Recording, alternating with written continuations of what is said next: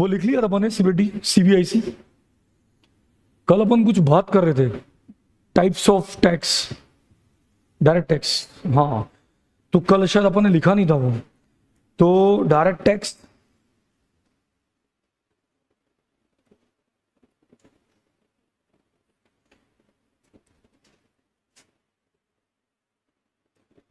तो डीडी की बात कर रहे, तो कल हम क्या बात कर रहे थे? एक तो गिफ्ट टैक्स है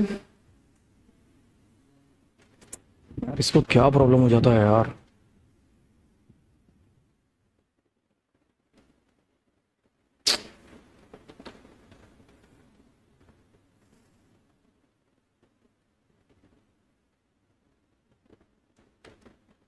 हैंग हो गया तो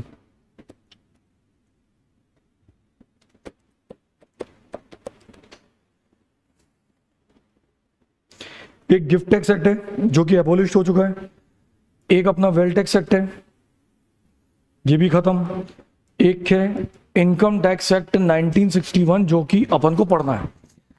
अब देखो भाई, यदि तुमसे कोई पूछे कि डायरेक्ट टैक्स कितने टाइप्स का है, तो आज भी तुम्हारे मॉड्यूल में लिखा तीनों है, लेकिन नीचे बस एक लिख दिया है कि जो गिफ्ट टैक्स है और वेल्थ टैक्स है वो एबोलिश हो चुका है। एबोलिश है नहीं, बंद हो चुका है, खत्म हो चुका है। लेकिन कल मैंने आपको एक बात बताई थी कि जो गिफ्ट टैक्स है वो अपने आप में पहले एक एक्ट था, जैसे अभी इनकम टैक्स एक्ट है, लेकिन अब आज की डेट में देखें 2024 में जहां हम खड़े हैं, गिफ्ट टैक्स बहुत पहले 18-20 साल पहले इनकम टैक्स में शामिल हो चुका है। तो अब उसका कोई एक्ट नहीं है। आज अब एक्ट की बात करेंगे तो इनकम टैक्स एक्ट ही लगा है, बस गिफ्ट टैक्स को शामिल कर दिया गया है। और क्यों कर दिया गया है?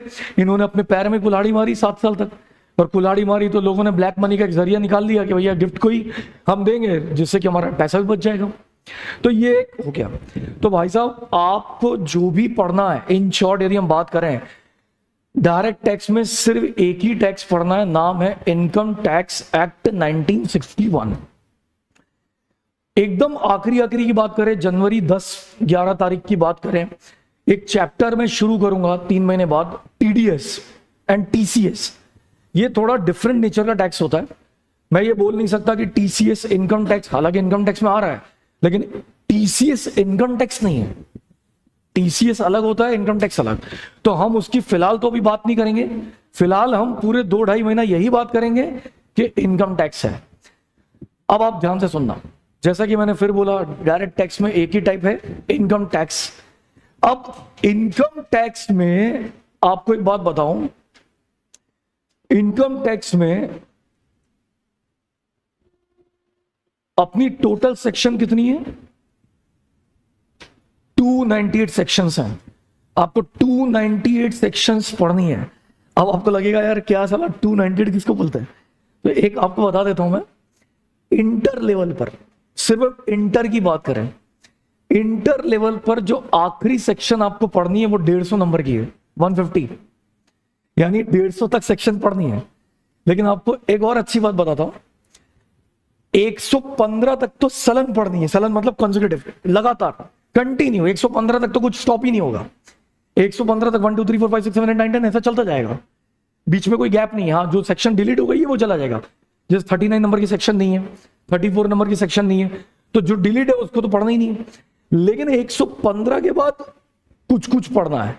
115 के बाद सीधे छलांग मारनी 139 में, ऐसा। फिर 139 सबसेक्शन 1 2 3 4 5 6, फिर 7 नहीं है, फिर 9 है, 140 मारनी है, फिर 143, और ऐसे करके 150। लेकिन जब आप सीए फाइनल में आओगे तो पूरी लगातार में 298 सेक्शंस आपको पढ़नी है, ऐसा है। इंटर और फाइनल की पढ़ाई में सिर्फ मात्र एक ही डिफरेंस है, इंटर में प्रैक्टिकल क्वेश्चंस, न्यूमेरिकल्स क्वेश्चन आते हैं, और अपना फाइनल में केस स्टडीज आती है। आता तो उधर भी न्यूमेरिकल ही है, लेकिन वो केस स्टडीज के साथ आता है, ऐसा है। ठीक है, तो अभी हमारा अप्रोच खाली प्रैक्टिकल ओरिएंटेड ही रहेगा। अब हम बात करें इनडायरेक्ट टैक्स के टाइप्स की, तो इनडायरेक्ट टैक्स के टाइप्स की यदि बात करें तो देखो भाई, 2017 जुलाई के पहले इनडायरेक्ट टैक्स बहुत टाइप का होता था। आपको एक बात बता दूं, आपने एक वर्ड सुना ही होगा, जीएसटी। जीएसटी अपने आप में 17 टैक्स का सब्स्यूम्ड है। सब्स्यूम्ड मतलब mix of 17 tax is equal to GST.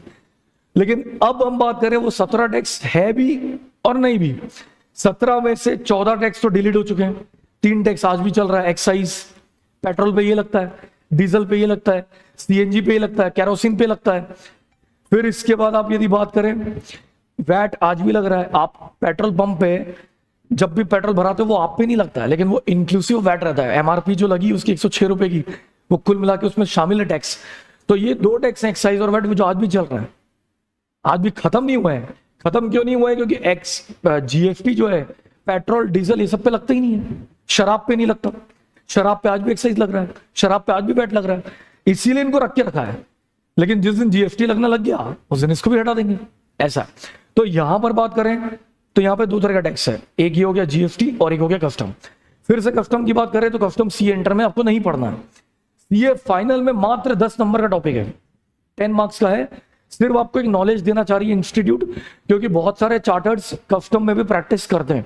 आप यदि सिल्वर संचोरा चले जाएंगे, सिल्वर मॉल के पास की जो बिल्डिंग है सिल्वर संचोरा, उसमें बहुत सारे चार्टर्ड कस्टम डिपार्टमेंट से रिलेट या कस्टम से रिलेट सारे प्रैक्टिस कर रहे हैं।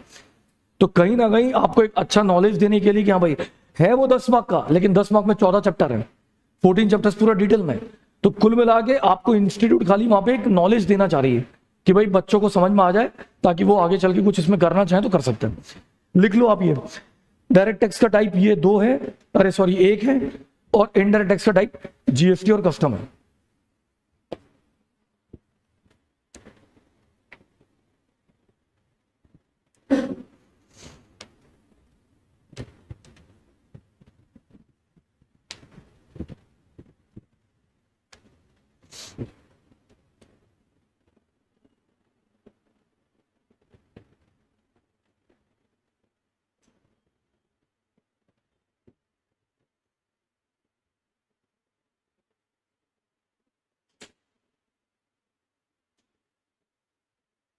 करूं आगे? चलिए अब सुनिए, आगे की दास्तान कुछ करें तो भाई देखो, ये आपके एग्जाम पॉइंट ऑफ व्यू से बहुत इंपॉर्टेंट है, ये मैं पहले आपको बता देता हूं। फाइनेंस एक्ट क्या है? फाइनेंस एक्ट एक अपने आप में अमेंडमेंट है। अमेंडमेंट का मतलब क्या होता है? Changes in tax. आपको एक बात बताऊं, जब से भारत देश में टैक्स आया है 1962 से, एक्ट है 1961, वो भी हम बात करेंगे कि इफेक्टिव कब से हुआ है। जब से आया है तब से हर साल ऑब्वियस सी बात है चेंज होता है, और ये चेंज होता है according to market scenario. Market में जो परिस्थितियां चल रही है उसके मुताबिक ये चेंज होता रहता है। अब एक बात आपको बताऊं, आपकी एग्जाम मई 2025 में है और कुछ बच्चों की एग्जाम सितंबर 2025 में है। ध्यान से सुनना, जो मई वाले बच्चे हैं उनको, जैसे आपको एक बात बता दूं, जो बजट पास होता है भारत में, इंडिया में बजट जो आता है वो फरवरी के महीने में आता है। फरवरी की 1 या 2 तारीख को बजट पेश हो जाता है। बजट जब आता है तो 100% श्योर शुदा वाली बात है कि 2025 में बजट आएगा। तो ये देखा जाए तो फाइनेंस एक्ट 2025 क्या है? ये बजट 2025 है, ठीक। अब ये बजट का मतलब मैंने क्या लिखा? अमेंडमेंट्स। जो मई वाले बच्चे हैं, जो मई 2025 को एग्जाम देंगे, उनके लिए ये एप्लीकेबल नहीं है फाइनेंस एक्ट 2025। यानी फाइनेंस एक्ट 2025 के थ्रू या फाइनेंस एक्ट 2025 के तहत जो भी चेंजेस आते हैं वो आपकी मई 25 की एग्जाम में एप्लीकेबल नहीं होंगे। समझ गए? यानी हम बात करें तो सीधी वाली बात, मई 2025 में कौन सा फाइनेंस एक्ट लगेगा? फाइनेंस एक्ट 2024, ये वाला एक्ट आपके ऊपर लग जाएगा। यानी अभी जो पिछले फरवरी में जो चेंजेस आए वो सब आपके एग्जाम में एप्लीकेबल है। लेकिन हम बात करें सितंबर वाले बच्चों की, तो ये वाला एक्ट आपके ऊपर एप्लीकेबल है। यानी आपको सारे चेंजेस पढ़ने हैं। यानी आपकी बैच भले ही जनवरी में खत्म हो जाएगी, लेकिन उसके बाद मुझे आपको फिर से लेके बैठना पड़ेगा। हालांकि ज्यादा चेंजेस नहीं आते हैं आपके एग्जाम में, लेकिन फिर भी चेंजेस तो रहते हैं। तो मुझे कहीं ना कहीं वापस से आपको कुछ 3-4 दिन लेके बैठना पड़ेगा, जहां जहां चेंजेस के इंपैक्ट है हम वापस से पढ़ेंगे। समझ गए आप बात? तो भैया एक ही बात समझना, जिनका एग्जाम सितंबर 2025 में है उनको फाइनेंस सेट 2025 पढ़ना है। अब आप बोलोगे सर वो तो आया नहीं, वो तो आएगा, तो जब आएगा तब वापस से, जैसा कि मैंने बोला, 3-4 दिन की क्लास फिर से लग जाएगी। और आपको ऐसा कुछ भी नहीं करना है, आपके लिए वही पुराना एक्ट 2024 ही एप्लीकेबल है। समझ गए? अब हम आगे की बात करते हैं। 1 मिनट रुक जाना।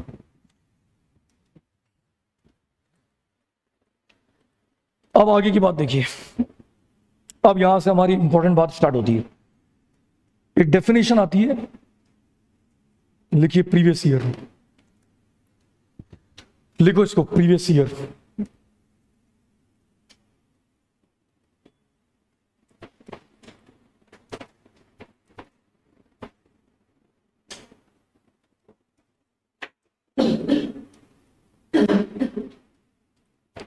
जिस साल आपकी इनकम अक्रूड होती है वो साल प्रीवियस ईयर होता है। अब ये क्या है, जरा इसको भी देखें। बात थोड़ा ध्यान से समझना, यहां पर एक अकाउंटिंग टर्म यूज किया गया है, अक्रूड। अक्रूड का मतलब क्या होता है?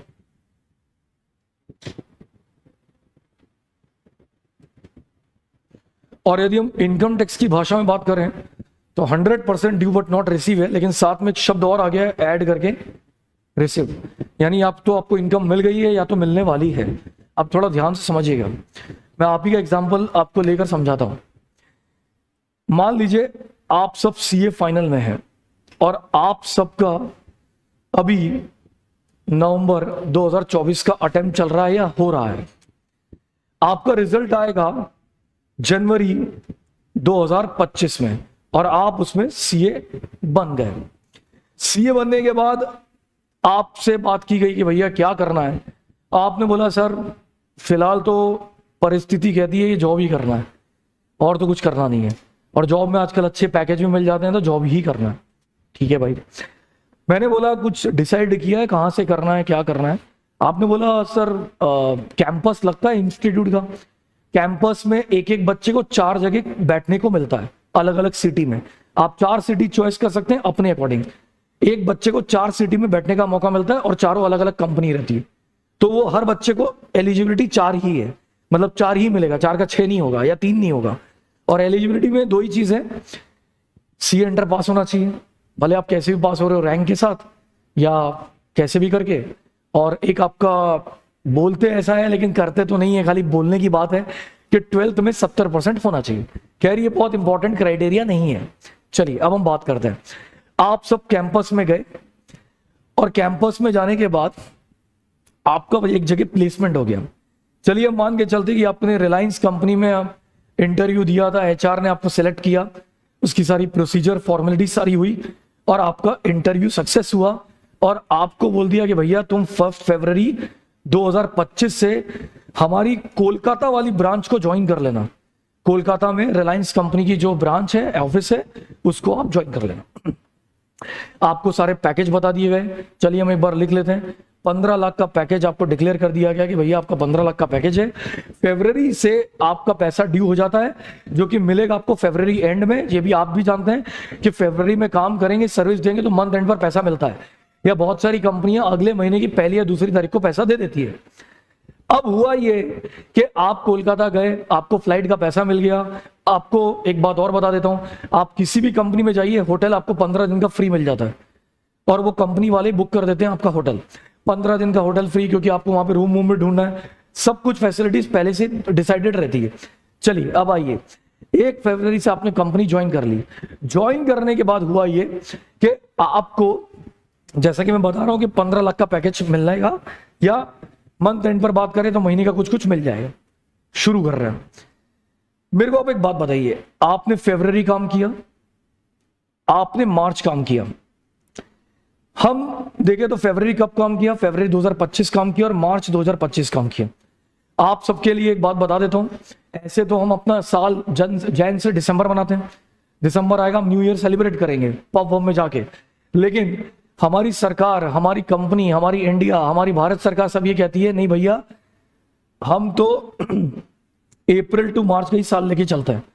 क्यों? हिंदू माइथोलॉजी के अनुसार हमारा रियल में जो साल शुरू होता है वो अप्रैल से ही शुरू होता है। गुड़ी पड़वा आता है किसी का, किसी के नए खाते खुलते हैं, और गुजरातियों का न्यू ईयर दिवाली वाले दिन ही शुरू हो जाता है। जो गुजराती होते हैं, आप कभी भी ध्यान रखना, किसी भी गुजराती को आप हैप्पी न्यू ईयर, अरे सॉरी हैप्पी दिवाली बोल रहे हो तो साथ में उसको हैप्पी न्यू ईयर भी बोलना, उनका शुरुआत वहीं से शुरू हो जाता है। यानी जितने भी गुजराती बिजनेसमैन हैं वो सब अपना नया खाता दिवाली के अगले दिन से शुरू कर देते हैं। ऐसा है, मतलब दिवाली टू दिवाली उनका न्यू ईयर चलता है।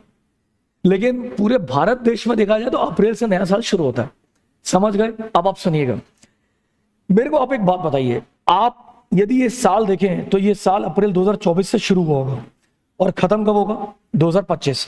यानी नवंबर, दिसंबर, जनवरी, फरवरी, मार्च, 5 महीने बाद ये साल खत्म हो जाएगा। अब आप मुझे बताइए, इसी साल में आपने मात्र 2 महीना काम किया। क्यों काम किया? क्योंकि आप सीए जनवरी में बने और जनवरी के बाद आपका अपॉइंटमेंट हुआ, फरवरी और मार्च आपका पैसा मिलना शुरू हो गया। अब आप ध्यान से सुनना, सरकार बोलती है कि भैया अब तो तुम लाइफ टाइम कमाओगे, आज जीवन कमाओगे, जब तक है जान तब तक कमाओगे, जब तक वो जिंदा है कमाओगे, और कुछ ना कुछ करके तुम कमाओगे। सीए हो, जॉब कर लोगे, खुद का फर्म खोल लोगे, या कुछ किसी के साथ एसोसिएट हो जाओगे, लेकिन तुम कमाओगे। सरकार ये बोलती है कि भाई तुम कमाओगे, ये तो हमको पक्का मालूम है, लेकिन हम तुम्हारी कमाई का एक एक साल काउंट करके टैक्स लगाएंगे। यानी कहने का मतलब यह है कि आप हर साल कमाएंगे, हर साल टैक्स लगेगा, हर साल कमाएंगे, हर साल टैक्स लगेगा। तो यानी इस साल आपने कितने महीने कमाया? मात्र 2 महीने। जितने महीने, जितने दिन, जितने हफ्ते, जितने क्वार्टर, जितना महीना आप कमाओगे उसको बोलेंगे प्रीवियस ईयर। यदि मैंने 2 महीना कमाया तो 2 महीना प्रीवियस ईयर है।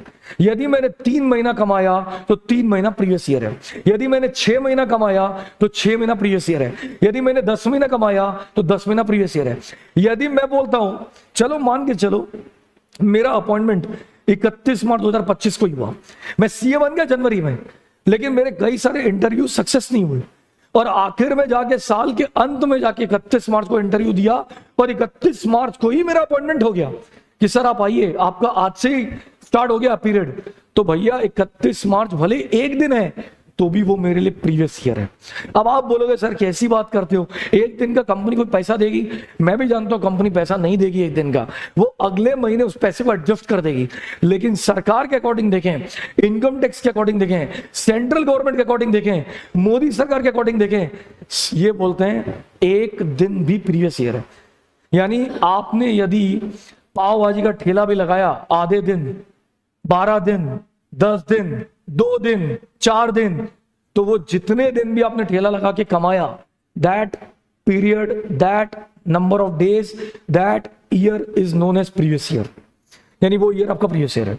यानी particular number of days, particular number of months, particular number of weeks, particular number of quarters ही प्रीवियस ईयर माना जाएगा, जितने दिन आप कमाओगे। मैं आपसे एक क्वेश्चन पूछता हूं, आप मुझे एक बात बताइए,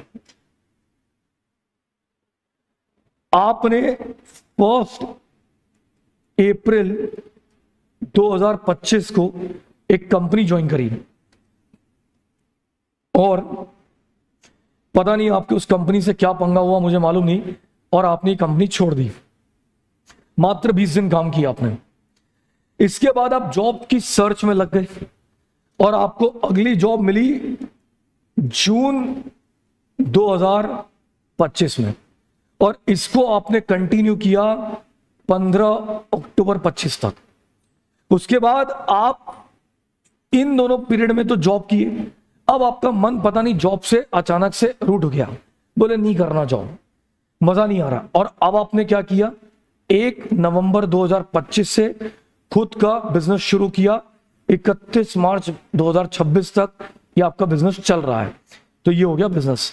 मुझे एक बात बताइए, कितना नंबर ऑफ डेज या कितना नंबर ऑफ मंथ्स या कितना नंबर ऑफ जो भी है हफ्ता, ये प्रीवियस ईयर माना जाएगा? ये देखिए, ये कितने दिन हो गए, ये कितने दिन हो गए, जून, जुलाई, आगे बोलो, अगस्त, 4 और अक्टूबर कितने हो गए? फिर इधर आइए, नवंबर, दिसंबर, जैन, फेब कितने हो गए? अब आप इन सबको ऐड कर दीजिए, करिए ऐड, कितना होंगे 5 और 4.5, 9.5 महीने 20 डेज। आप चाहो तो 20 डेज को मंथ में कन्वर्ट भी कर सकते हो, यानी एक अप्रोक्स 10 महीना ले सकते हो, अप्रोक्स 10 महीना बन सकता है यदि, लेकिन आप आंसर इस पैटर्न पे लिख कर आओगे तो ज्यादा एक्यूरेट रहेगा, क्योंकि नंबर ऑफ डेज 5 दिन का भी पैसा सरकार, सॉरी 5 दिन का भी पैसा कंपनी क्यों देगी, कंपनी 1 दिन का पैसा नहीं देगी, 5 दिन तो दूर की बात है। तो अब इस तरीके से स्टाइल में लिख कर आना, तो इतना नंबर ऑफ डेज या इतना नंबर ऑफ मंथ्स क्या हो जाएगा, प्रीवियस ईयर। यानी इसका इंटरप्रिटेशन क्या है, 9.5 महीने 20 दिन की कमाई पे ही टैक्स लगेगा। यानी होता 12 महीना है, लेकिन 12 महीने में आपने कुछ 2.5-3 महीना काम ही नहीं किया, तो 9.5 महीने 20 दिन ही की कमाई पे मात्र सिर्फ टैक्स लगने वाला है। तो प्रीवियस ईयर, फिर से मैं बोलता हूं, जितने नंबर ऑफ डेज, जितने नंबर ऑफ वीक्स, जितने नंबर ऑफ मंथ्स आपने काम किया, वो साल आपका प्रीवियस ईयर माना जाएगा। अब मेरे को आप एक बात बताइए, आखिरी बात है, सोच के बताइएगा। ये देखिए, अभी अभी मैंने आपका एक एग्जांपल लिया कि आपने फरवरी 2025 से 1 तारीख से जॉब ज्वाइन करी और मार्च, इस साल आपने मार्च 31 तक काम किया। 100% वाली बात है कि आप आगे भी काम करोगे, लेकिन यदि हम बात करें तो ये साल कौन सा हो गया, ये हो गया 24-25, तो ये साल क्या हो जाएगा, डन। मुझे सिर्फ एक बात बताइए, अगला साल क्या आएगा, 25-26, तो 25-26 में क्या आप कमाओगे, कितने महीने कमाओगे, यानी 12 महीने क्या माने जाएंगे, जल्दी बोलो, प्रीवियस ईयर। फिर अगला साल क्या आएगा, और उसमें भी आप कितने महीने कमाओगे, जब तक आपके साथ कोई घटना नहीं घट जाती, आप हम ये मान के चलेंगे 12 महीने आप कमाओगे, तो 12 महीने प्रीवियस ईयर है। यानी एक बात ही समझ में आई, सिर्फ जब पहली बार जॉब या बिजनेस जो भी शुरू करेंगे, वही साल मेरा 12 महीने का नहीं होगा, वही पीरियड खाली मेरा 12 महीने का नहीं होगा, बाकी तो हर पीरियड मेरा 12 महीने के लगभग होने वाला है। एक डेफिनेशन में स्टेटमेंट दिया है कि previous year can be of less than 12 months. Yes, previous year 12 महीने से कम का हो सकता है, और आपके सामने है, आपने मात्र यहां पर 2 महीने ही कमाए। क्यों, क्योंकि आप अपने पांव पे खड़े हुए 2 महीने, यानी जनवरी में। यानी कुल मिला के previous year can be of less than 12 months. तो वहां पर एक लाइन लिखिए फुल स्टॉप देने के बाद, previous year can be of less than 12 months लिखना है। प्रीवियस ईयर की जो डेफिनेशन लिखी है उसमें फुल स्टॉप देके लिखो आप, previous year can be of less than 12 months. Previous year 12 महीने से कम का भी हो सकता है, ठीक है। अब मेरे को अब एक क्वेश्चन का आंसर दीजिए, ये मेरे ऊपर ही है, एक केस मेरे साथ ही हो चुका है। मैं एक कोचिंग क्लास में पहले पढ़ाया करता था जिसका नाम था रेजोनेंस। ये जेके शाह के पहले की बात है। इसमें मैंने कब तक पढ़ाया, 2016 नवंबर से लेके 2020 नवंबर तक मेरा इधर ही था ड्यूरेशन। हुआ क्या, मैं आपको पहले पूरा इंसिडेंट समझा देता हूं ताकि आपके दिमाग में पूरी पिक्चर बैठ जाए। ये मेरे ही केस है, मेरा और विजय सर का। यहाँ पे एक विजय सर है जो लॉ पढ़ाते हैं, उनका और मेरा है, क्योंकि हम दोनों साथ में वहां पे पढ़ाते थे। क्या हुआ, बड़ी दुर्घटना वाला काम हो गया। रेजोनेंस साइंस की कोचिंग है, लेकिन 2015 में रेजोनेंस ने सोचा कि हम कॉमर्स डिवीजन डाल देते हैं, और इसने इंडिया लेवल पे, आपको पहले बता देता हूं, इंडिया में इसकी साइंस की 78 ब्रांचेस थी 2015 तक। 2015 में इन लोगों ने डिसाइड किया, इनकी बोर्ड कमेटी मेंबर्स ने, हम कॉमर्स भी शुरू करते हैं। साइंस और कॉमर्स में पता है फर्क, पता क्या होता है, यदि आप साइंस की कोचिंग चला रहे हैं ना, तो आपको पैसा दिखता है, एक बच्चे से 1.5 लाख कहीं नहीं गया, आपको इतना तो मालूम होगा। लेकिन वही कॉमर्स का बच्चा फाइनल लेवल तक आते आते 70,000 ही तक देता है। फाइनल की फीस आज भी 70,000 ही, पेन ड्राइव भी ले लो तो भी 70 ही में होगा। किसी की पेन ड्राइव 10,000 की, किसी की 15,000 की है। और यदि ऑफलाइन क्लास में भी जाओगे 70-80 से ज्यादा जाना नहीं, 1 लाख तो क्रॉस करेगा नहीं। अब चक्कर ये है कि फाइनल वाले, सॉरी साइंस वाले कॉमर्स की कोचिंग में आ रहे हैं। थोड़ा सा अटपटा तो है, क्योंकि आज भी कॉमर्स वाले 20,000 में पढ़ा देते हैं। अब चलो ठीक है, इन्होंने शुरू किया। इन्होंने कहां शुरू किया, इंदौर, जयपुर, कोटा, ये 3 ब्रांच एक साथ शुरू करी और कोटा को अपना हेड ऑफिस बनाया। ठीक, कॉमर्स के मामले में कोटा को हेड ऑफिस बना दिया। अब इन्होंने पैटर्न क्या शुरू किया, इंदौर से 3 फैकल्टीज उठाएंगे और बाकी फैकल्टीज कोटा से आएगी पढ़ाने, ताकि कंट्रोलिंग रहे। ये चलता गया और ये कुछ हद तक सक्सेस हो गए, लेकिन लास्ट में इनको रिक्वायरमेंट पड़ी कि नहीं भैया पढ़ाना तो पड़ेगा और फैकल्टीज बढ़ानी पड़ेगी। विद्योदय नाम की कोचिंग आपने सुनी होगी, वो सब हमारे साथ ही थे। अनुभव सर, गौरव सर, मेहुल सर, हम सब 5 साल एक साथ काम किए। ये सब हमारे साथ थे और सबको अपॉइंटमेंट हो गया। इन सबका अपॉइंटमेंट हुआ 2015 में, मैं आया 2016 में। मैंने इनको 1 साल बाद ज्वाइन किया। 1 साल भी बोलना गलत है, 7 महीने बाद ज्वाइन कर लिया था। अब हुआ ये कि सीए इंटर में हो गए 250 बच्चे और फाउंडेशन में हो गए 400 बच्चे, सब दिग्गज फैकल्टीज, और तरीके से चला।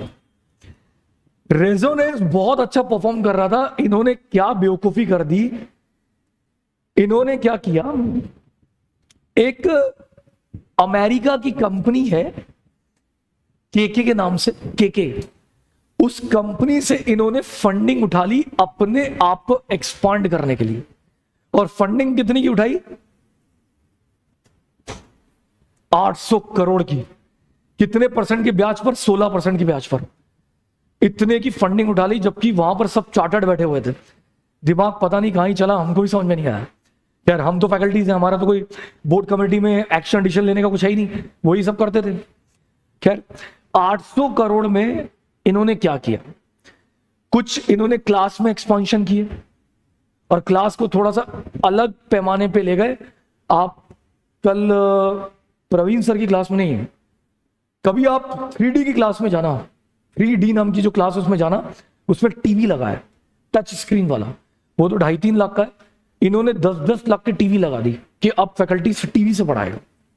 और साथ में क्या किया, कुछ जमीनें खरीद ली और कुछ अलग से इन्वेस्टमेंट। ऐसा हुआ ये 1 महीने की जो इनकी ईएमआई आ रही थी, वो लगभग कुछ 3 करोड़ की आ रही थी 1 महीने की।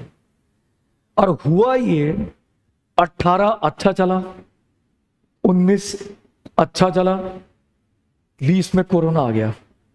और कोरोना आया और साला ध्वस्त। और इन्होंने 2020 फरवरी को कहीं ना कहीं बोल दिया कि अब हम फैकल्टीज को फिल्टर करेंगे, यानी निकालेंगे। जयपुर बंद हो गया, कोटा हेड ऑफिस अपने आप में चल रहा है, इंदौर की बहुत सारी फैकल्टीज चली गई, हम और विजय सर रह गए। हुआ ये, अब आगे हमको बोला गया कि भैया आप जूम पे पढ़ाओ। हम पढ़ाते गए with no payment.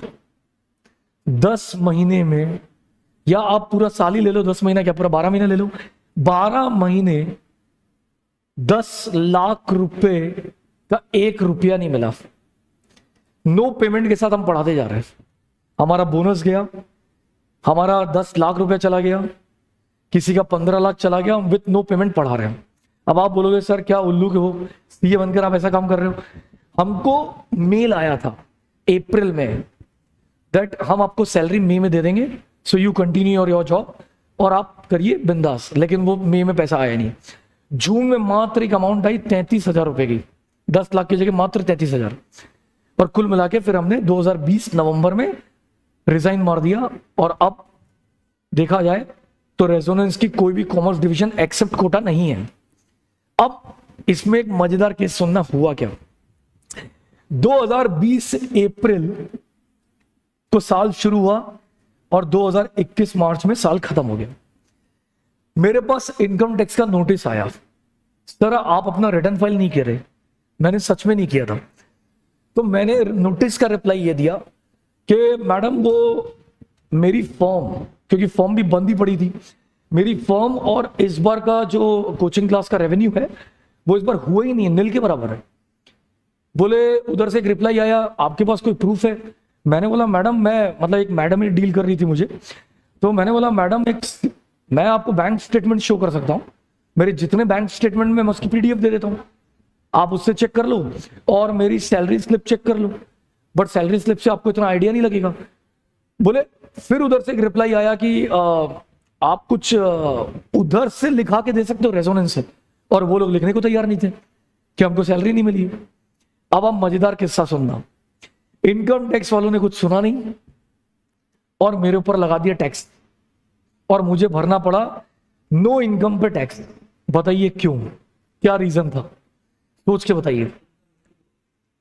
Income accrued हुई।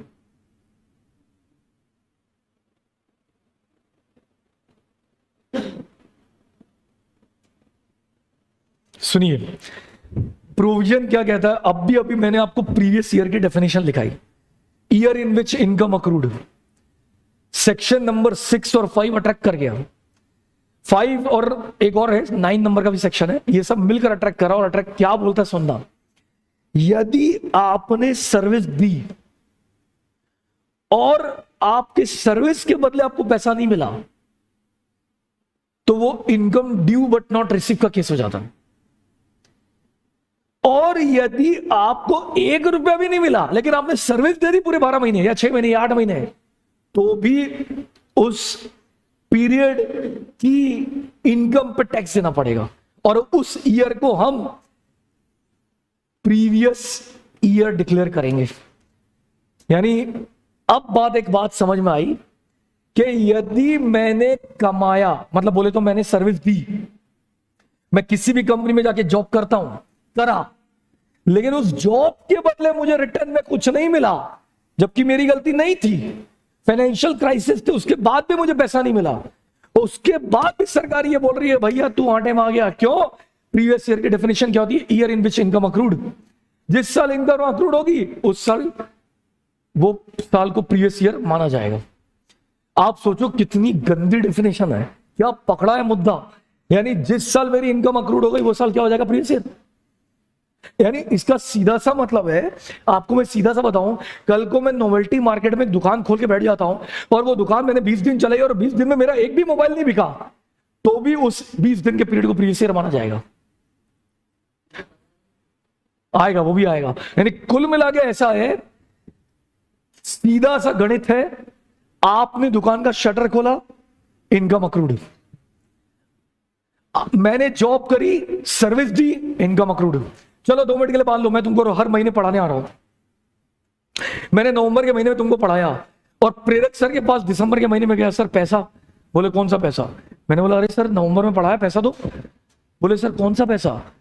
मैंने बोला अरे कैसी बात कर रहे हो, नवंबर में पढ़ाया। बोले सर आप अगले महीने ले लेना।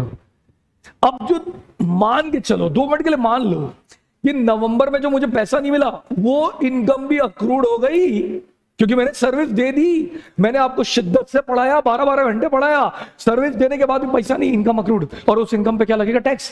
यानी सीधी सी बात है, यदि जो इनकम मेरे पास नहीं भी आई उस पर भी मुझे टैक्स देना है।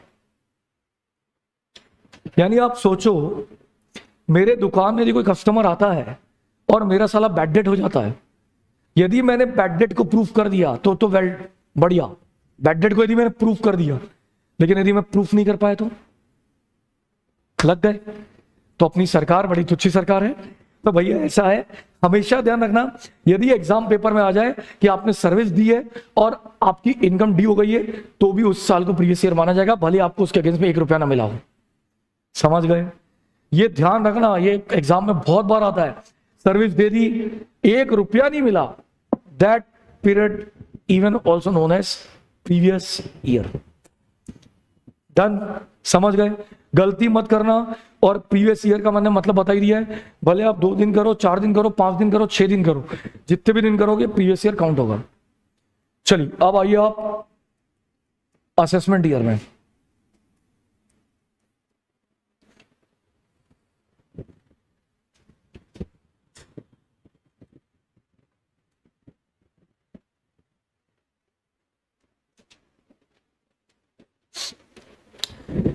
अब चलिए मैं वापस से आपका एग्जांपल लेता हूं।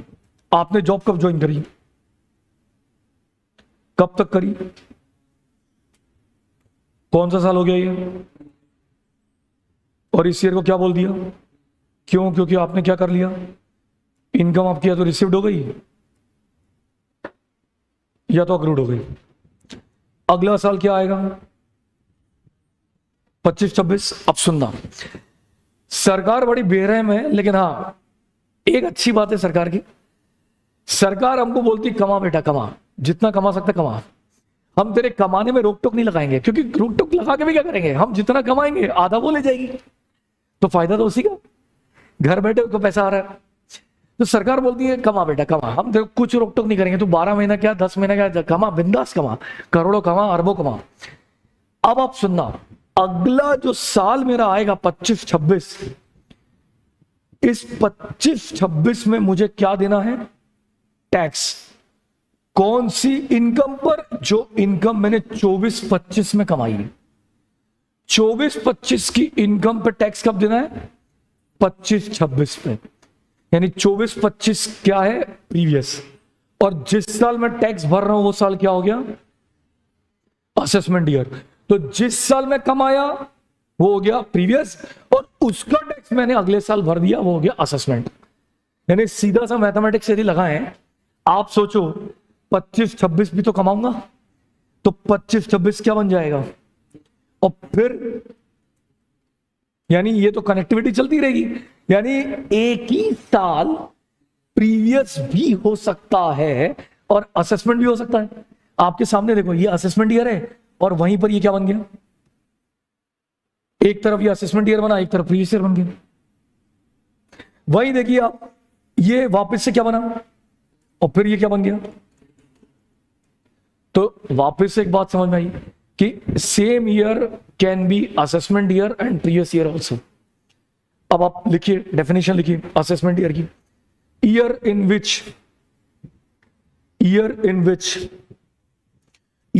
विच इनकम स्क्रूटनाइज का मीनिंग, सॉरी स्पेलिंग बता देता हूं मैं, आप स्पेलिंग ये लिखिएगा, स्क्रूटनाइज। क्या लिखा आपने, year in which income scrutinise और tax paid, year in which income scrutinise और tax paid, year in which income scrutinise और is known as assessment year, is known as assessment year, is known as assessment year. अब चलिए ये भी देखते हैं कि इनकम स्क्रूटनाइज क्या होता है। बड़ा मजेदार केस है, सुनिएगा। मैं आपको पहले समझा देता हूं क्या है। देखिए, मेरे को एक बात बताइए, मैं आपसे एक क्वेश्चन पूछता हूं, क्या आप ईमानदार हैं सच में 100%? कार्तिक नहीं है, आप ईमानदार हैं 50-50 ईमानदार हो। डिपेंड्स, चलो डिपेंड्स में भी बोल देता हूं मैं, यदि सरकार को टैक्स देने की बात आई तो आप ईमानदार हैं। चलिए 1 करोड़ है, 1 करोड़ है, 1 करोड़ है,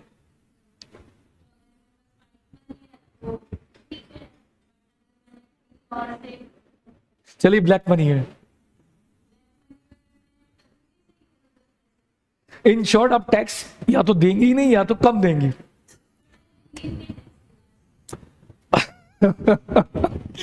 ये हो क्या, हाँ ठीक है, चलो हम इस पे बात करेंगे। अब आप सुनना, देखा जाए तो मैं भी ईमानदार नहीं हूं, मैं तो खुद चार्टर्ड हूं, यूट्यूब लाइव चल रहा है, क्या बोलूं मैं, छोड़ो, तो कभी किस्सा भी सुनाऊंगा।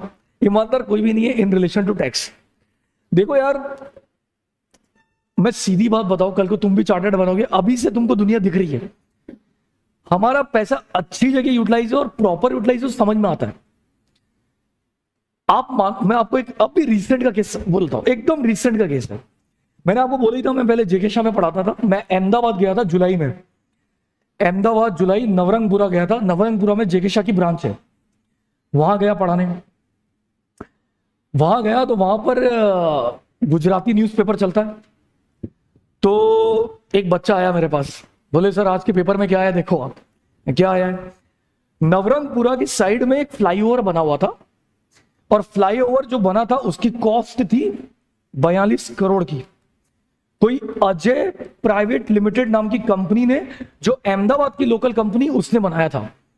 अहमदाबाद की लोकल कंपनी ने फ्लाईओवर बनाया था। फ्लाईओवर 5 किलोमीटर फैला हुआ था, वो ऐसा जाके ऐसा, और 42 करोड़ की कॉस्ट लगी थी, 42 करोड़। अजय प्राइवेट लिमिटेड, अच्छा आपको एक बात बता दूं, जो भी फ्लाईओवर बनता है या रोड बनती है, इंजीनियर से सर्टिफाइड करवाना पड़ता है कि ये रोड कितने साल तक मेंटेन हो पाएगी, without any recurring cost, without any additional cost, without any further cost. तो अजय लिमिटेड ने बोला कि मैं दावा देता हूं, ऐसा बोला, मैं दावा देता हूं 1 रुपया नहीं लगेगा आने वाले 25 साल तक, 25 साल तक 1 रुपया नहीं लगेगा, ऐसा दावा दिया, ऐसा। ठीक है भैया। और ये बना कब था? ये बना था कुछ 2017-18 के करीब बना था, नहीं सॉरी 19-20 के करीब बना था। ठीक, 25 साल यानी लगभग 2040 से ऊपर। आप मानोगे नहीं, अभी 2024 की बात है, जुलाई की बात है, फ्लाईओवर ध्वस्त। कैसे ध्वस्त? एक जगह से वो टूट गया। जब वो टूट गया तो उसकी जो मलबा, जानते हो, उसकी जो मलबा वो नीचे गिरी, नीचे गिरी तो कुछ लोगों को लग गया, तो रास्ता ही ब्लॉक कर दिया। बोले अब से फ्लाईओवर बंद। नीचे मतलब ऐसे जो चढ़ते ना, उधर और इधर लगा दिया नो एंट्री, फ्लाईओवर बंद पड़ा हुआ है, काम चल रहा है, वर्क इन प्रोग्रेस। अजय को पकड़ा, बोले अब हम क्या करें, हमारा माल तो अच्छा था। और अब आप मानोगे नहीं, सुनना, फ्लाईओवर टूटा इतना सा, तो सरकार कितनी अव्वल नंबर की, सुनना, टूटा इतना, तो भैया तू उतना रिपेयर कर दे। और जो सीमेंट पेमेंट अब जब इतना टूट गया है तो उसके ऊपर तू कुछ ऐसा कर कि आने वाला 25 के 5 साल भी चल जाए। सरकार ने पूरा फ्लाईओवर तोड़ दिया, कॉस्ट आई 52 करोड़ की। बताओ आप, बना कितने में, तोड़ा कितने में, और नया कितने का बनेगा? 110 करोड़ का बजट आया है। अब आप बताओ, वही जो मैडम बोल रही थी, अब मैं इसी मुद्दे पे आता हूं। अब टैक्स देके क्या कर रहे हैं, बेवकूफ बन रहा है। मैं ये नहीं बोलता टैक्स नहीं देना चाहिए, लेकिन यार ये गलत कामों में यूज हो रहा है। आप इंदौर के कितने एग्जाम्पल ले लो, मैं इंदौर के एग्जाम्पल दे दूंगा, खतरनाक तरीके से हमारे टैक्स को बर्बाद किया जा रहा है। रेवेन्यू सरकार के पास जा ही नहीं रहा है, बीच की पार्टी खा के निकल जा रही है। अब आप मुद्दा सुनना मेरी बात का। इनकम स्क्रूटनी शब्द का मतलब क्या होता है, सुनना। मैंने इस बंदे से पूछा कि भैया तू कमाता है? बोले हाँ कमाता हूं। मैं कितना कमाता है? बोले 15 लाख, 15 lakhs की इसने आंकड़ा बताया। मैं साल का 15 लाख कमाता हूं। लेकिन आपको एक बात बताता हूं, 3 इडियट्स का डायलॉग, होता सबके पास है, दिखाता कोई नहीं है। जब इसने मुझे 15 लाख की इनकम बताई, मान लो मैं सीतारमन हूं, मैं सीतारमन फाइनेंस मिनिस्टर, मैंने इसकी इनकम को जांच किया, इन्वेस्टिगेट, स्क्रूटनी करी, क्रॉस चेक किया, सही बोल रहा है क्या? ऐसे कैसे विश्वास कर ले इस पे? विश्वास करना सही नहीं है। जब मैंने इसकी इनकम को स्क्रूटनाइज किया तो मालूम चला है 15 नहीं 50 लाख कमा रहा है। तो इसका मतलब क्या हुआ कि आप जो इनकम डिक्लेयर करते हो, आफ्टर दैट वापस से वो इनकम का स्क्रूटनाइज होता है, यानी आपकी इनकम पे भरोसा नहीं करते हैं। और स्क्रूटनाइज शब्द का मतलब होता है क्रॉस चेक करना, यानी डिपार्टमेंट वापस से आपकी इनकम को डॉक्यूमेंट से चेक करता है कि भैया गलत बोल रहा है, सही बोल रहा है। और आपको ये भी बता दूं, ये सारे काम कहां होते हैं? ये काम होते हैं बेंगलुरु। बेंगलुरु में हमारा सेंटर है इनकम टैक्स का, उस सेंटर का नाम है सीपीसी, सेंट्रलाइज प्रोसेसिंग सेंटर। वहां पर ये सारे काम होते हैं और वहीं पर आपकी इनकम को स्क्रूटनाइज किया जाता है। ऐसा है, हम यहां से लोगों का इनकम टैक्स भरते हैं और वहां से वो इनकम स्क्रूटनाइज होती है और फिर चार्टर्ड या उस क्लाइंट के पास नोटिस आता है यदि आपकी इनकम में कुछ एरर है, मतलब कुछ गलत दिखाया आपने तो स्क्रूटनाइज शब्द का मतलब क्या होता है? आपकी इनकम को वेरीफाई करना, क्रॉस चेक करना। ये किस साल होती है? असेसमेंट ईयर में होती है। या उल्टा बोले, जिस साल आपकी इनकम स्क्रूटनाइज होती है that year is known as assessment year. यानी जिस साल आपकी इनकम स्क्रूटनाइज होगी, जिस साल आप टैक्स भरोगे, वो साल आपका असेसमेंट ईयर कहलाएगा।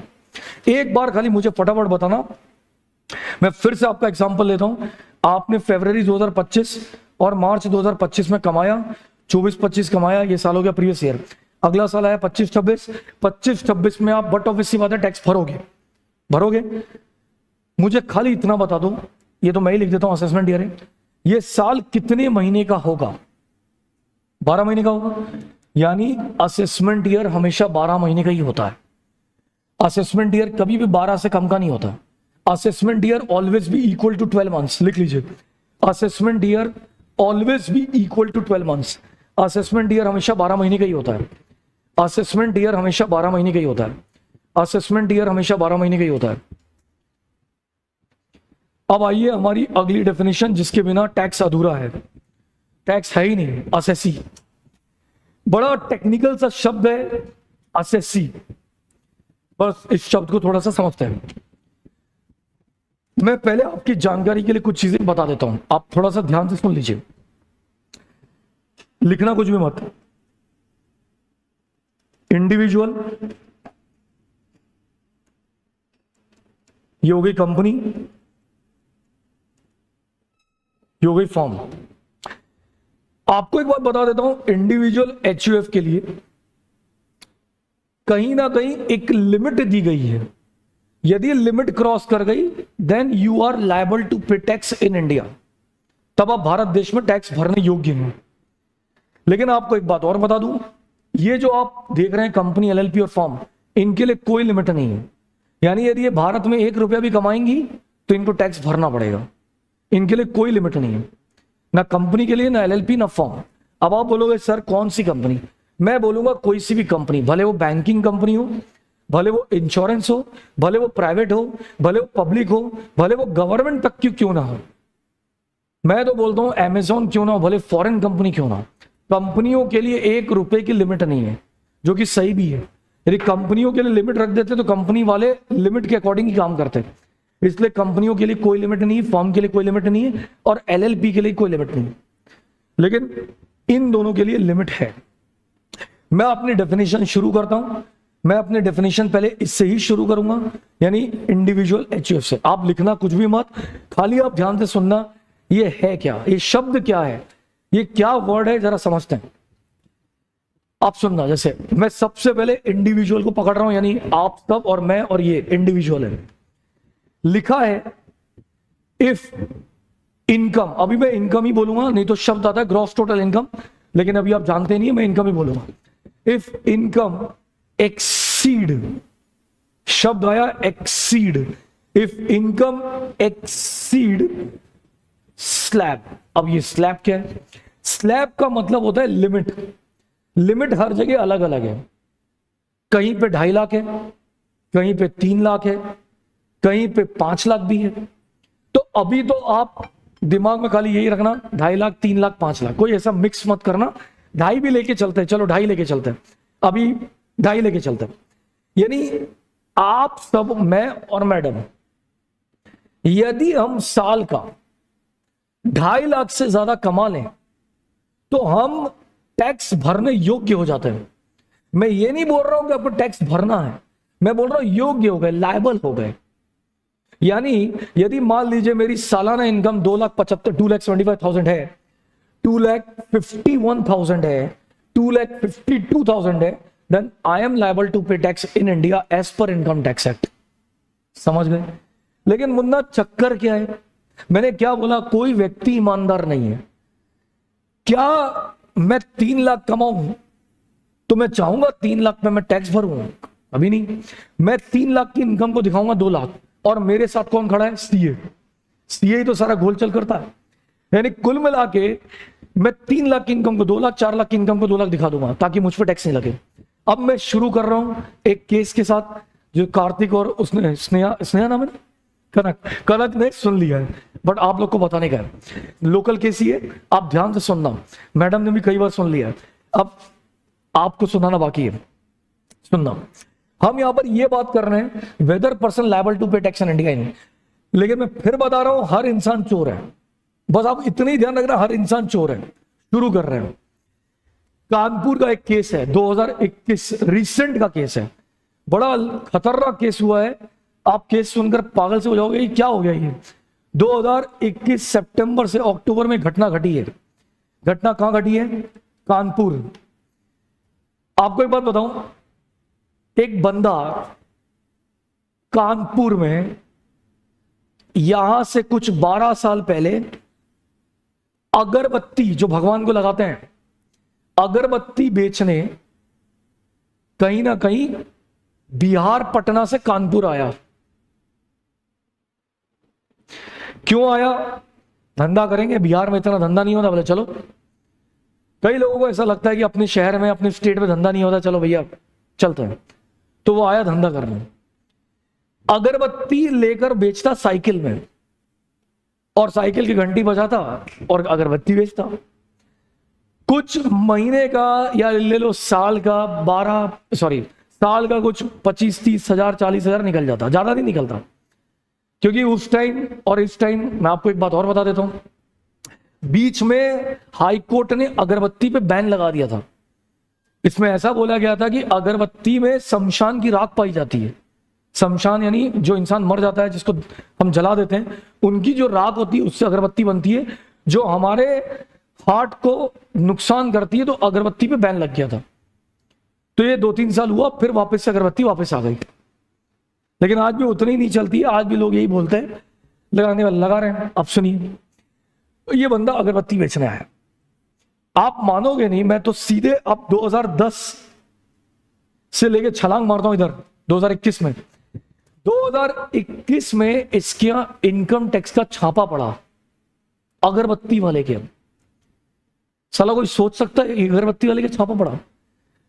अब जब छापा पड़ा, घर भी इसका कोई इतना बड़ा नहीं, घर भी कोठरी टाइप का, ज्यादा बड़ा घर नहीं, क्योंकि ये दिखा रहा है जनता को कि मेरा ज्यादा बड़ा घर नहीं है। अब आप फिर से मानो मत मानो, चलो आप शुरू करते केस में क्या हुआ। 2021 में इनकम टैक्स के 4 लोग आए इसके घर पे छापा मारने। 4 लोगों ने घर की अच्छी तरह तलाशी ली। तलाशी में कुछ नहीं मिला, 1 रुपया नहीं मिला। अब पहली बात समझें, 1 रुपया नहीं मिला, तलाशी लेने क्यों आए, क्या हो गया? इन्होंने और थोड़ा सर्च किया, कुछ नहीं मिला। 3-4 घंटे बाद, बोलो इतने से घर पे 3-4 घंटे लग गए। 3-4 घंटे बाद ये रवानगी लिए, मतलब चलो भैया आप चलो, गलत आ गए तो चलो। लेकिन इनकी नजर बाथरूम के पाइप पे पड़ी। हो सकता है शायद पहले नहीं पड़ी हो। आप कभी अपना बाथरूम का पाइप देखना, हम तो टाइल्स वाइल्स लगा लेते हैं तो पाइपें छुप जाती हैं, अंदर से निकल जाती हैं, लेकिन वो टाइल्स तोड़ोगे तो पाइप दिखेगी। कुछ लोगों के घर पे पाइप दिखाई देती है, तो इसका घर ऐसे ही बना था, क्योंकि ये तो यही दर्शा रहा है कि मैं तो गरीब हूं। तो 2 मोटी मोटी पाइप थी, जाड़िया टाइप की। एक पाइप तो नल से कनेक्टेड थी, और एक पाइप नल से नहीं, वो एक पाइप दीवार से ही आ रही है और दीवार के अंदर ही जा रही है। तो भैया ये पाइप क्या है? उससे पूछा तो बोले कुछ नहीं है, पानी की पाइप और क्या की पाइप है, कुछ प्रॉब्लम आई थी तो एक पाइप से दूसरी पाइप को कनेक्ट कर दिया। लेकिन आप कभी अपने बाथरूम की पाइप, खैर टाइल्स लगी रहती है तो हम सुन नहीं पाते हैं, लेकिन यदि कोई पाइप दिखती है आपको, उसमें कान लगा के सुनना, तो पाइप में से पानी की आवाज हल्की हल्की आती रहती है। तो इन्होंने सुना होगा शायद, तो इनको तो कुछ आवाज ही नहीं आई। एक पाइप से आ रही है और एक पाइप से नहीं आ रही है। इन्होंने प्लम्बर को बुलाया, प्लम्बर से पूरा पाइप तोड़वा दिया। बोले भाई तोड़ दे, जो होगा देखते हैं, खर्चा पानी भी यदि हो गया कुछ नहीं निकला तो हम दे देंगे। अब आप मानो मत मानो, जो मैं बोलने जा रहा हूं आपको लगेगा मैं लफासी कर रहा हूं, लेकिन ये गूगल में केस आ चुका है। गूगल में खाली इतना डाल देना, कानपुर आईटी रेड केस, पूरा चिट्ठा निकल कर आ जाएगा। अब सुनना, आप मानोगे नहीं, पाइप से 10 करोड़ का कैश निकला। पाइप तोड़ा, गिरता गया पैसा, गिरता गया, धड़ धड़ धड़ धड़ धड़ धड़ धड़ पैसा गिरा। पैसा गिरना बंद हुआ, इन लोगों ने और तोड़ा, धड़ धड़ धड़ धड़ पैसा गिरा। ये 4 लोग की टीम थी, और एक मशीन थी, कैश मशीन। बैंक में देखा होगा कैश मशीन चलती रहती है, एक ही मशीन लेके गए थे। फिर आप मत मानोगे, मैं जो बोलने जा रहा हूं आप मानो मत मानो, लेकिन फिर गूगल पे बोलूंगा, देख कर आना आज। इन्होंने जब उसको आटे में लिया, इनकम टैक्स वालों को कॉलर पकड़ना अलाउ नहीं है, मारना अलाउ नहीं है, पुलिस करती है सारे काम, या सीबीआई करती है। तो ज्यादा होता है तो पुलिस को लेके जाते हैं या पुलिस को बुलवाते हैं, आओ भैया। पुलिस को बुलवाया, पूछ इससे कहां से आया पैसा। इनकम टैक्स वाले रिमांड में ले सकते हैं, पूछताछ, लेकिन आप पे जुल्म नहीं कर सकते, मार नहीं सकते, खून नहीं निकाल सकते, आपका अलाउ नहीं है इनकम टैक्स में। कौन निकालेगा? पुलिस निकाल देगी आपका खून। पकड़ा इसको, बोला भैया, जब इसने उगला तब इसने बोला कानपुर में हमारा एक महल भी है, महल यानी बंगलो, बंगलो में ले गए।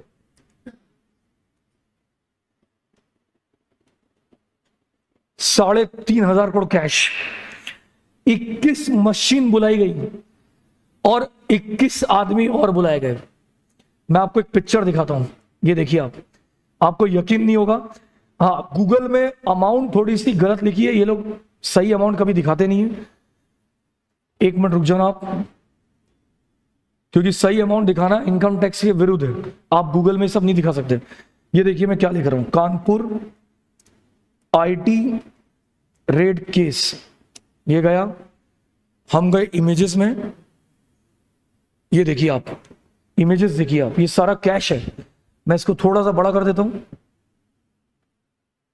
ये कैश है। कानपुर आईटी रेड केस होता सबके पास है और दिखाता कोई नहीं है, आपके सामने है।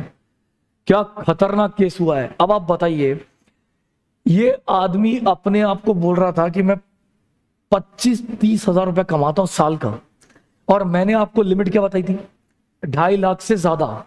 इसका मतलब यदि इस आदमी की बात पे आ जाते तो वो असेसी तो नहीं माना जाता, लेकिन इस पे जब इन्वेस्टिगेशन हुई तो ये असेसी का बाप निकल गया। जब इसको पूछा गया, भैया तूने कमाया कहां से, तू तो अगरबत्ती बेचता है।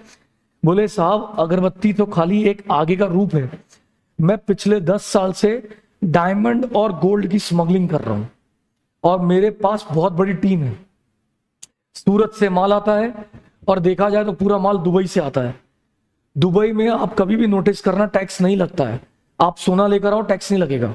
सोना वहां पे आज भी सस्ता है, तो सोने पे टैक्स नहीं। वही सोने को स्मगलिंग के तौर पर लेकर आते हैं और इंडिया में ज्यादा दाम में बेचते हैं। बहुत बुरा कांड है ये। और भी आपको केस बताता हूं। तो भैया मैं फिर वही बोल रहा हूं, आप असेसी दिखाओगे ही नहीं अपने आप को, but you are an assessee. क्योंकि जब इन्वेस्टिगेशन होती तब मालूम चलता साला ये तो असेसी निकला। आया समझ। एक और केस बताता हूं आपको। अच्छा, मैं इतनी केस स्टडीज बताता रहूंगा तो आपको चलेगा? ऐसा तो नहीं है कि क्या सर क्या कर रहे हैं, चलेगा ना? कुछ बोलते ही नहीं। चलो अगला एक और सुनना। अगली बात ये, आपको मैं बताता हूं, एक केस और है, उज्जैन का केस है। उज्जैन इनकम टैक्स डिपार्टमेंट का केस है। सोचो आप, इनकम टैक्स डिपार्टमेंट में होते हुए भी इतनी हिम्मत आ गई है। एक आदमी है जिसको क्या बोला जाता है, क्लर्क, जो पानी ये सब पिलाने का काम करता है, फाइल पहुंचा दे, सलाम कर दे। जैसे आप यहां पर वो नीचे उसको देख लो, क्या नाम है इसका, नाम ही भूल जाता हूं मैं उसका। वो नीचे बैठा रहता है, चाय पिलाता रहता है। अभी आया भी था, नाम ही भूल गया मैं तो, छोड़ो।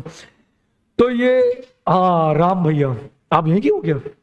तो राम भैया एक टाइप के क्लर्क हो गए, जो प्रेक्षर का बैग उठा के ले गए, पानी पिला दिया, चाय पिला दिया। अब हम यदि राम भैया को ले लें, वैसे इनकम टैक्स के भी भैया एक, जिनकी सैलरी मात्र 14,000 रुपए पर मंथ है, मल्टीप्लाई 12 कर देंगे तो कितनी हो गई बताइए? क्या ये असेसी है? नहीं है। अब आप इसका भी कांड सुनना। ये भाई रियल केस है, हकीकत का है। उज्जैन के इनकम टैक्स डिपार्टमेंट में रहकर कमिश्नरों के साथ काम कर रहा है। भाई उनको चाय पिला रहा है, उनके सामने रोलेक्स की घड़ी पहनकर आ गया। रोलेक्स की घड़ी आजकल 3 साल पहले देखोगे तो आज रोलेक्स की घड़ी 25,000 मिनिमम में आती थी, आज वही प्राइस 60,000 की हो चुकी है, मिनिमम 60। रोलेक्स की घड़ी, बंदा 1.68 कमा रहा है और रोलेक्स की घड़ी पहन रहा है। पीटर इंग्लैंड की शर्ट्स, रेमंड्स की शर्ट्स, सब टैग वैग लगा है, मस्त अपन आ रहे हैं।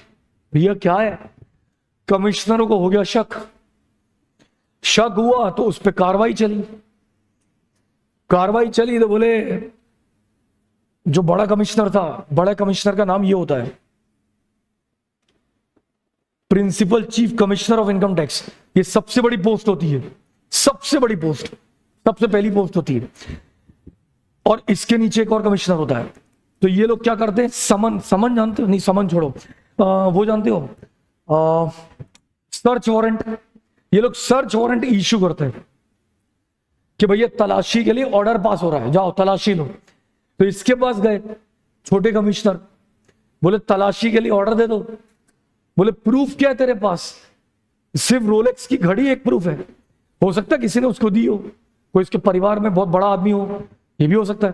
पहले प्रूफ लेकर आ। तो प्रूफ लेने गए तो कुछ मिला नहीं इतना। 7, मैं आपको एक बात बता देता हूं, आपको किसी पे शक होता है, शक के बुनियाद पर आप सर्च वारंट इश्यू नहीं कर सकते। 7 दिन का समय मिलता है। बड़ा कमिश्नर छोटे कमिश्नर को 7 दिन का समय देता है। 7 दिन के अंदर आपको तलाशी लेनी है, कुछ पक्का सबूत मिल गया, सर्च वारंट 7 दिन बाद इश्यू हो जाएगा। Only 7 days. और यदि बहुत बड़ा आदमी है, रिलायंस जैसा, अंबानी जैसा, तो फिर 7 दिन एक्सटेंड हो सकता है। दैट डिपेंड्स ऑन कमिश्नर कि कितना एक्सटेंड होगा, वो मैं कह नहीं सकता क्योंकि इनकम टैक्स में लिखा नहीं है। अब आप सुनना, 7 दिन की नोटिस दी गई, अरे मतलब तलाशी के लिए दी गई, भैया तलाशी कर। 7 दिन में इतना कुछ फुल प्रूफ मिल नहीं पाया, थोड़े बहुत ही मिल पाए। अब थोड़े बहुत पर वो बड़ा कमिश्नर मानने को रेडी नहीं, लेकिन जैसे तैसे करके उसको पटा लिया, बोले सर दे दो प्लीज, रिक्वेस्ट है। इसके घर गए, मैं डायरेक्ट आपको कंक्लूजन पे आता हूं, नहीं तो केस बहुत बड़ा है। इसके घर गए तो घर पे जब तलाशी ली तो 10-10 करोड़ के बंगले के पेपर निकल गए। 1 करोड़ से लेकर 10 करोड़ के बंगले के पेपर निकल गए। मर्सिडीज जैसी गाड़ी के पेपर निकल गए जो उसी के नाम पर थे। एक बार सुनने में ऐसा लगता है कि यार हवाबाजी है, फेकोलॉजी है, ऐसा नहीं हो सकता। भैया ऐसा है। अब फिर उसको पकड़ा गया, बोला गया भैया तू क्या करता है। अब सुनना वो क्या करता था। वो पिछले 5-7 साल 10 साल से क्या कर रहा था, जैसे मान लीजिए कार्तिक का केस आया इनकम टैक्स में, कार्तिक को नोटिस आया इनकम टैक्स का, और कार्तिक को बोला गया भैया कार्तिक 10 लाख रुपए भरना है, तो ये कार्तिक का सेटलमेंट करवाता था कमिश्नरों से। यानी कमिश्नर भी मिले हुए थे। यानी मान लो मेरे घर में रेट पड़ी, मेरे घर में पैसे मिले 2 करोड़, तो वो क्या करवाता था, 2 करोड़ का 1 करोड़, 2 करोड़ का 50 लाख, 2 करोड़ का 30 लाख, ऐसा सेटलमेंट करवाता था। और सेटलमेंट में उसका भी कमीशन था। करते करते देखो तो क्या, अब बताओ क्या ये एसएससी नहीं है? भैया सब एसएससी हैं। हम शक की बुनियाद पर देखें तो सब एसएससी हैं। तो भाई एक बात मैं फिर बोलता हूं, और अपन को लिखना भी है, अभी मत लिखना जब मैं बोलूंगा। पहली डेफिनेशन एसएससी की ये है, सबसे पहली definition, who are liable to pay tax in India. भारत देश में जो योग्य है टैक्स भरना है। समझ गए? लिखिए पहली definition. SSC includes number 1, who are liable to pay tax in India. Who are liable to pay tax in India? Who are liable to pay tax in India? ठीक है। अब आप लिख दीजिए उसके बाद, और फिर नंबर बी। अब नंबर बी क्या है? मैंने अभी फिर बोला आपको कि आप अपनी इनकम कम दिखा रहे हो, लेकिन जब इन्वेस्टिगेट करने जा रहे हैं तो बाहर निकल रहा है। तो अगली डेफिनेशन लिखिए, to whom proceedings can be run against income tax act 1961। Proceedings का मतलब होता है हम केस लगा सकते हैं या चला सकते हैं। यानी यदि हम आपके ऊपर केस लगा दिए शक की बुनियाद पर, तो भी आप एसएससी हो। यानी सीधा सा मुद्दा है। आज आप मुझे बोलोगे, मैं आपसे पूछता हूं कि आप एसएससी हो, तो अब आप बोलोगे सर मैं कमाती या कमाता नहीं हूं। मैं बोलूंगा शक तो कर सकते हैं। हो सकता है आपके मम्मी पापा आपके नाम पर प्रॉपर्टी खरीदते हो सकता है आपके दादाजी आपके नाम पर प्रॉपर्टी लेके बैठे हो सकता है आपके दादाजी दादी मम्मी पापा या कोई और ज्वेलरीज एफडी करवा के बैठा हो। क्यों नहीं हो सकता? घर घर में होता है। यानी आप एसएससी बन सकते हो। अब अगली डेफिनेशन सुनिए, ध्यान से सुनिएगा। और मैं पहले आपसे क्वेश्चन पूछता हूं, कार्तिक बोलना मत, तू भी मत बोलना। मैं आप पहले चारों से पूछता हूं, आपने हगीज ये सब का ऐड तो देखा ही होगा। हगीज हो गया, फिर इसके बाद अपना जॉनसन बेबी सोप, केबीसी में बच्चे आते हैं, डांस इंडिया डांस में बच्चे आते हैं, और भी जो कुछ शो होते हैं उसमें बच्चे आते हैं। बच्चे मतलब 18 साल से कम। मेरे को एक बात बताइए, जॉनसन बेबी सोप में 2 महीने के बच्चे को किरदार बनाया, कैरेक्टर बनाया कि बच्चे को उसकी मां नहला रही है सोप से। डन। बच्चा क्या इनकम टैक्स देगा? क्या वो लायबल है? अरे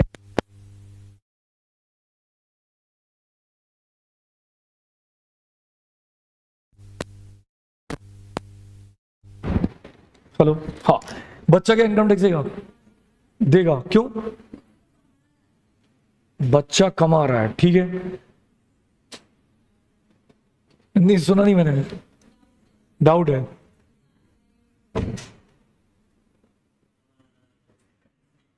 उसके अच्छा, मतलब पेरेंट देंगे लेकिन टैक्स तो लगेगा।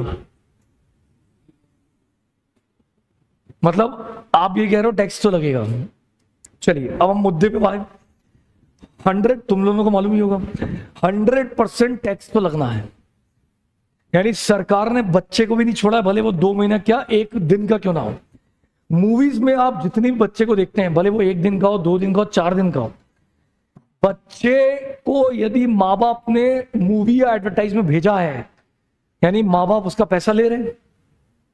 भाई सीधी सी बात है, बच्चे को तो अक्ल ही नहीं है, वो तो 1 दिन 2 दिन 5 दिन का है, लेकिन माँ बाप उसके पैसे कमा रहे हैं उसके थ्रू।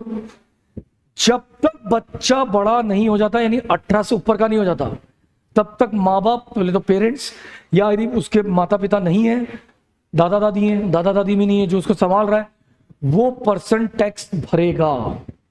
इसका मतलब माइनर भी भारत में लायबल है। माइनर को भी टैक्स देना इंडिया में। आया समझ? अब माइनर को डायरेक्ट टैक्स नहीं देना है, मतलब खुद नहीं देगा, कोई और देगा, तो इसे बोला जाता है रिप्रेजेंटेटिव असेसी। यानी रिप्रेजेंटेटिव कौन है? माँ बाप या उसका लीगल जो भी है। तो लिखिए अगला और करके, C नंबर, रिप्रेजेंटेटिव असेसी।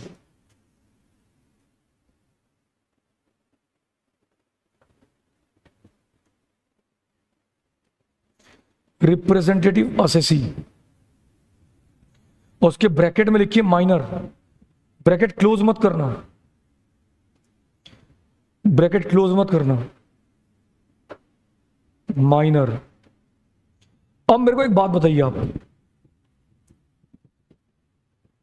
क्या कोई पागल आदमी है, दिमाग ही खराब है उसका, लेकिन पैसा भरा पड़ा है?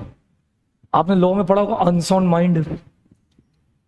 एक कादर खान का सुना है नाम? कादर खान, कादर खान पुराना एक एक्टर था, ज्यादातर पापा ये सब का ही रोल करता था, पापा दादाजी ये सब का। अभी तो मर गया वो, काफी टाइम हो गए। उसकी एक मूवी में वो पागल बना है, और एक मूवी में वो 6 बजे के बाद अंधा हो जाता है, दिखता नहीं है, कोई बीमारी होती है, पर पैसा खतरनाक। अब मुझे एक बात बताइए, पैसा अनशंड है, प्रॉपर्टी सब है, लेकिन आप पागल हो। अब बताओ क्या आप टैक्स भरोगे? भरोगे?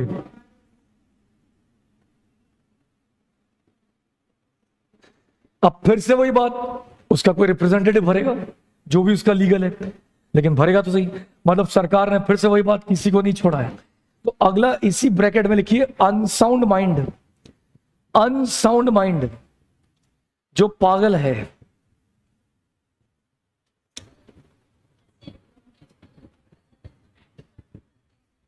नहीं, टैक्स की हाईएस्ट जो है, हाईएस्ट रेट की बात करें, रेट, इनकम टैक्स रेट की बात करें तो हाईएस्ट रेट ये है। लेकिन यदि पेनल्टी की बात करें तो हाईएस्ट पेनल्टी ये है। और यदि फीस बोले तो पनिशमेंट की बात करें, पनिशमेंट यानी जेल, तो मैक्सिमम जेल इनकम टैक्स में 7 साल है। यदि हम बात करें ब्याज की, तो ब्याज लगेगा आपके ऊपर 1% पर मंथ। यदि हम बात करें कि आप पे फाइन कितना लगेगा, तो मैक्सिमम फाइन 25 लाख है। ये सब मैक्सिमम है। 300% पेनल्टी का आंकड़ा है, वो भी बात करेंगे किस पे है और कब है। अभी आएगा, आजकल में आ जाएगा। ऐसा है, सरकार पूरी तरीके से अपन को मार दिए। चलो, तो अब हम बात करें, जैसा कि हम बात कर रहे थे, माइनर हो गया, अनसाउंड माइंड हो गया। एक बात आपको और बता देता हूं, काफी बार भारत के बाहर के लोग इंडिया भी आते काम करने। जैसे आप कुछ कंपनीज ले लो, अमेजॉन, फिर इसके बाद वोडाफोन। देखो इतना तो आपको भी मालूम है, अमेजॉन का मेन मालिक इंडिया तो आके बैठेगा नहीं, है तो वो अमेरिका में ही, वो अमेरिका ही संभाल रहा है। हाँ, इंडिया आएगा 4 दिन, 5 दिन, 10 दिन, 3 महीना, 2 महीना। 3 महीना भी मैंने बहुत ज्यादा बोल दिया, ये लोग 5-6 दिन, क्योंकि इनके पास टाइम नहीं होता है। लेकिन फिर भी बात करें तो यार, क्या अमेरिका से बैठे बैठे रोजाना 365 दिन कंट्रोल करना मुश्किल, नामुमकिन है। किसी को तो रखना ही पड़ेगा, कोई तो एक भरोसेमंद आदमी होगा। ये लोग क्या करते हैं, अपने फॉरेन कंट्री से ही या इंडिया में से, या तो फॉरेन कंट्री से या तो इंडिया से एक आदमी को हायर कर लेते हैं। जो आदमी इनके लिए रिस्पॉन्सिबल है, वो ही पूरा इंडिया का बिजनेस संभालता है, उसी को बना देते हैं। कंपनी लेवल में बात करें तो ऐसे आदमी एमडी होते हैं, मैनेजिंग डायरेक्टर। यदि छोटे पैमाने पे बात करें कि छोटा मोटा बिजनेस है, तो उन्हें एक शब्द दे दिया जाता है, आप लिखना मत अभी, और उनका एक शब्द होता है लाइसेंस एजेंट। लाइसेंस एजेंट मतलब रिप्रेजेंटेटिव असेसी, जो उनके लिए काम कर रहा है। अब एक मुद्दे की बात यह है कि मैं ये नहीं बोल रहा कि अमेजॉन के या अमेजॉन पे टैक्स नहीं लगेगा, अमेजॉन पे ही लगेगा, लेकिन जवाबदार ये आदमी होगा, लाइसेंस एजेंट। ये आदमी सबसे बड़ा जवाबदार आदमी है। ये कुछ भी हो जाए, इनकम टैक्स केस लगाएगा तो इसी के ऊपर लगाएगा। अब आप बोलोगे सर अमेजॉन पे लगना चाहिए, मैं मना नहीं कर रहा हूं, लेकिन अमेजॉन को रिप्रेजेंट कौन कर रहा है? ये आदमी। तो सबसे पहले मरेगा कौन? ये। सेक्शन नंबर क्या है? 163। 163 नंबर का सेक्शन क्या बोलता है? Those who are NR, NR मतलब non resident, but doing their business in India, then for such person licence agent are responsible in India for all activities जो भी हो रही है भारत में। तो भैया एक बात ध्यान रखना, एनआर या कोई भी फॉरेन कंपनी हो, उनके लिए ये लोग ही जवाबदार होते हैं। तो वहीं पे वापस लिख लीजिए ब्रैकेट के अंदर ही, या तो नॉन रेसिडेंट लिख दीजिए, या तो इस आदमी का नाम लिख दीजिए, मैंने स्पेलिंग लिख दी ऊपर, LIASION एजेंट, और ब्रैकेट अब बंद कर दीजिए, लाइसेंस एजेंट। तो ये सारे पर्सन रिप्रेजेंटेटिव असेसी के कैटेगरी में आते हैं। समझ गए आप बात? लेकिन भैया फिर वही बात हम करें, आपने ये जो 3 परिभाषा, 3 डेफिनेशन पढ़ी, इसमें सब लोग तो आए नहीं। कोऑपरेटिव सोसाइटी नहीं आई, ट्रस्ट नहीं आया। आपको एक बात और बता देता हूं, मंदिर तक पे टैक्स लगता है, मंदिर को भी नहीं छोड़ा है। पॉलिटिकल पार्टी पे भी टैक्स है, बीजेपी, कांग्रेस, आम आदमी। तो कुल मिला के अब इन्होंने क्या किया, आखिरी में एक डेफिनेशन लिख दी, लिखिए और करके D number, any person notified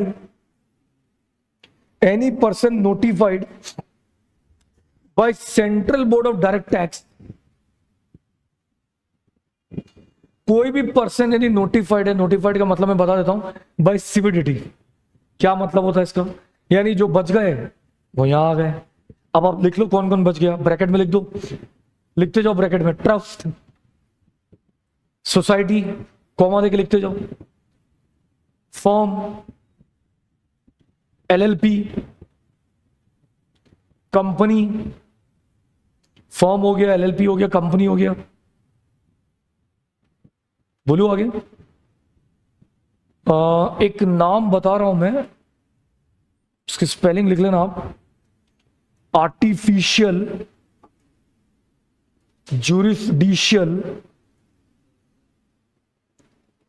person, short में इसको ये बोला जाता है, AJP।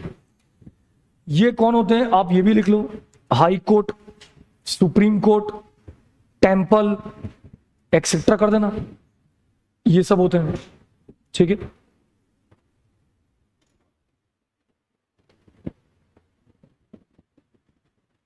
है ना? समझ गए? तो भैया सभी कोई घेरे में आ गया है, सभी कोई घेरे में आ गया है, यानी असेसी के लिए किसी को नहीं छोड़ा।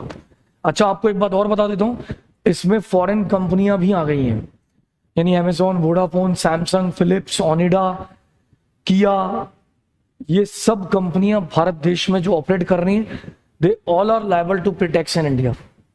समझ गए? डन करें। चलिए अब हम आगे अपनी दास्तान को और आगे बढ़ाते हैं। अब हम पढ़ेंगे पर्सन की डेफिनेशन। पर्सन कौन है? पर्सन जो है वो भारत देश में लायबल है, यानी ये पर्सन की डेफिनेशन का एकमात्र ऑब्जेक्टिव यही है, who are liable to pay tax in India. Bharat में कौन कौन लायबल है, तो इसको मैं थोड़ा डिटेल में लिखा देता हूं, क्योंकि इंस्टीट्यूट के मॉड्यूल में क्या किया है, सबको एक ही में सम्मिलित कर दिया है, यानी एक नाम लेकर सब डाल दिया है। मैं सब आपको विस्तार में लिखा देता हूं ताकि आपको समझ में आ जाए कि सब है। लिखते जाओ, 1 2 3 4 करके लिखते जाओ। लिखो individual, HUF cooperative society, trust, company, firm, LLP, AJP, अभी जो मैंने नाम लिया था AJP, local authority, political party,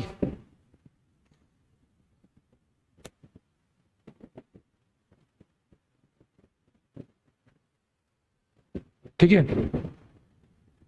बोलूं आगे, एक ये लिख लो AOP, association of person, association of person, एक ये लिखो BOI, body of individual, body of individual, AOP association of person, body of individual, ठीक है भाई। तो मतलब इंडिया में सबको टैक्स भरेंगे। अब इसमें आपको एक बात बता देता हूं, इंटर में आपको किन किन के बारे में पढ़ना है ये बता देता हूं। इंटर का जो देखो, फाइनल में तो सबके बारे में पढ़ना है, फाइनल में सबका टैक्स पढ़ना है। इंटर में आपको किसका टैक्स पढ़ना है बता देता हूं, इंडिविजुअल का भर भर के पढ़ना है, यानी जितने चैप्टर से सब में इंडिविजुअल तो है ही। HUF का टैक्स पढ़ना है, ठीक है। फिर इसके बाद आपका एक मैं आपको लिख के दे देता हूं ऐसा कुछ,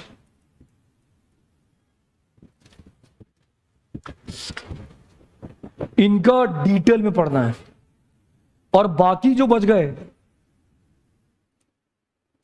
इनका खाली ओवरव्यू लेके खत्म करना है। यही आपका सिलेबस है, ये डिटेल अवेलेबल है, सब कुछ एकदम विस्तार में, पूरा एकदम विस्तार में। अब जैसे मैं फॉर्म की बात करूं, एक सेक्शन आएगा 184 से 189, वो सेक्शन आपको एकदम इतना सा पढ़ना है, वही यदि आप फाइनल में जाओगे वो इतना हो जाएगा, तो आपको डिटेल पढ़ना है। तो ये आपका कहीं ना कहीं है। जैसे इधर ओवरव्यू की बात करूं मैं, कंपनी का सरचार्ज पढ़ना है, रिलीफ पढ़ना है, टैक्स कितना लगता है वो पढ़ना है, बस ये सब। कंपनी के बारे में बहुत ज्यादा घुसना नहीं है, लेकिन भाई जब CA फाइनल आ जाएगा तो सेक्शन नंबर 90 पढ़ना है, 91 पढ़ना है, 92 पढ़ना है, 115 तो अभी भी है, लेकिन वो विस्तार वाला नहीं है ऐसा। तो आज के लिए इतने ही रखते हैं, कल आप कंटिन्यू करते हैं। कल मैं थोड़ा सा थियोरी पोर्शन लेकर आधे घंटे बाद प्रैक्टिकल शुरू कर दूंगा, न्यूमेरिकल्स।